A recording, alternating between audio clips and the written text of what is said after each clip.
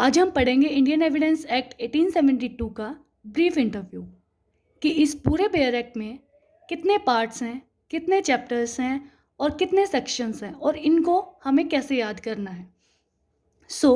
Indian evidence act 1872 में total 3 parts हैं, 11 chapters हैं एंड 167 सेक्शंस हैं। 3 पार्ट्स में पूरा इंडियन एविडेंस एक्ट 1872 डिवाइड है। तो सबसे पहले पार्ट में 2 चैप्टर्स लाए हैं। फर्स्ट चैप्टर है हमारा प्रीलिमिनरी। सबसे पहले चैप्टर हमेशा इंट्रोडक्शन का होता है। इसमें 4 ही सेक्शंस हैं, सेक्शन 1 to 4।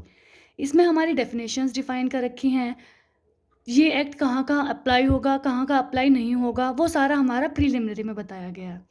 उसके बाद आता है हमारा चैप्टर 2 रेलिवेंसी ऑफ फैक्ट, कि फैक्ट क्या होता है।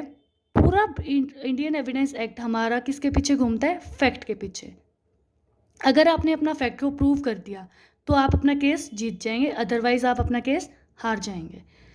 तो चैप्टर 3 आता है हमारा पार्ट 2 के साथ। इसमें हमारा इंट्रोडक्शन आ गया पार्ट 1 में। पार्ट 2 में बताता है कि फैक्ट कौन कौन से फैक्ट प्रूफ नहीं होंगे। चैप्टर 3 आता है। फिर हम फैक्ट को कैसे प्रूव करेंगे, वो या तो हम ओरल एविडेंस से कर सकते हैं या फिर हम डॉक्यूमेंट्री एविडेंस से कर सकते हैं।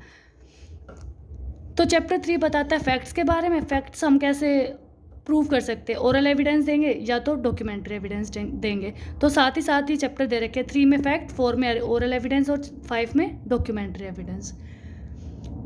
फिर अब ओरल एविडेंस का उन्होंने एक एक्सक्लूजन दे दिया कि कब आप ओरल एविडेंस नहीं दे सकते, वो बता दिया चैप्टर 6 में।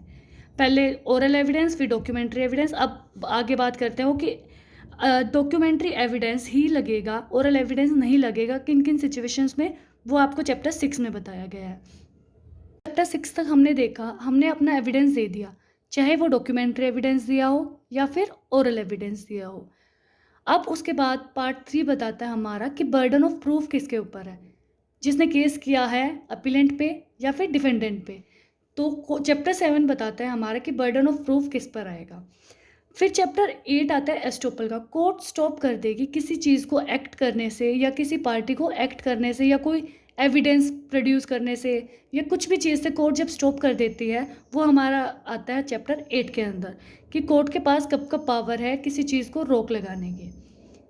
फिर कोर्ट बुलाएगी विटनेस को चैप्टर 9 के अंदर। प्रूफ दे दिया जिस पार्टी को देना था, उसके बाद कोर्ट को जो गलत लगा उसको वहीं स्टॉप कर दिया। फिर कोर्ट बुलाएगी विटनेस को गवाह देने के लिए।